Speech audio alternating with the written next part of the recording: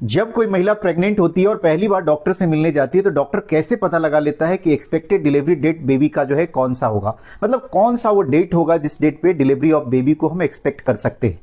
क्या आप इस कैलकुलेशन को जानना चाहते हैं तो इस वीडियो को मैं आप ही को डेडिकेट कर रहा हूं। तो आइए मिलकर सीखते हैं कि एक्सपेक्टेड डिलीवरी डेट कैसे निकालते हैं। तो इसके लिए आपको एक रूल, एक नियम याद रखना होगा जिसका नाम है नेगेलिज रूल। ये रूल ने क्या किया है, एक सिंपल फॉर्मूला दिया है, उसके कैलकुलेशन के आधार पे जो है एक्सपेक्टेड डिलीवरी डेट यानी कि ईडीडी जो है निकाल सकते हैं। वो फॉर्मूला क्या है, तो ईडीडी जो एक्सपेक्टेड डिलीवरी डेट था वो है एलएमपी। एलएमपी को कहते हैं लास्ट मेंस्ट्रुअल पीरियड, ये आप जानते होंगे। तो यहां पे लिख देता हूं लास्ट मेंस्ट्रुअल पीरियड। ये क्या होगा वो भी समझा दूंगा, पहले यहां लिख देता हूं लास्ट मेंस्ट्रुअल पीरियड। उसमें आपको जो है 7 दिन को ऐड कर देना है, 7 डेज, और उसमें ऐड कर देंगे उसके बाद 9 मंथ्स जो जेस्टेशन पीरियड होता है। तब आपको जो है एक्सपेक्टेड डिलीवरी डेट जो है ये पता चल जाएगा। अब सबसे पहले ये समझ लीजिए कि लास्ट मेंस्ट्रुअल पीरियड का क्या मतलब है।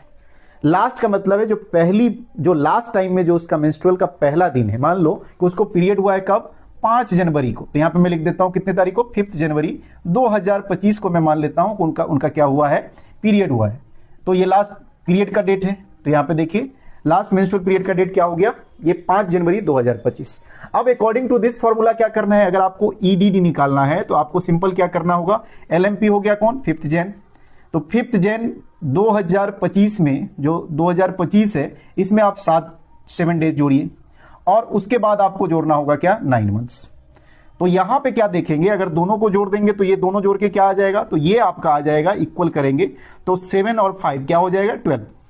तो 12 जैन ये 25 आ गया, और फिर इसमें क्या करेंगे हम लोग, 9 मंथ्स को जोड़ेंगे। तो 9 मंथ्स अगर जोड़ते हैं जनवरी में तो क्या हो जाता है, 10वां महीना हो जाएगा, यानी कि अक्टूबर होगा।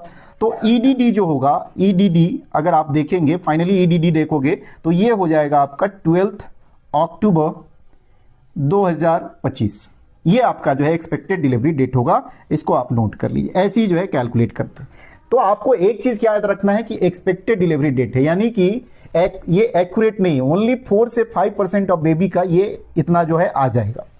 वेरिएशन होंगे इसमें। जो हमने काउंट किया है मेंस्ट्रुअल पीरियड का, उसका डेज आप याद रखेंगे। जो एमसी का जो डेज लेना है, कितने दिन कैलकुलेट करते हैं, तो हम मान के चलते हैं कि 28 दिन का क्या है इनका जो है पीरियड है। तो ये भी कैलकुलेशन में लिया गया है। अब एक्यूरेट कैसे निकालेंगे, जरा कमेंट करके आप बता दीजिए कि एक्यूरेट निकालने का क्या तरीका है।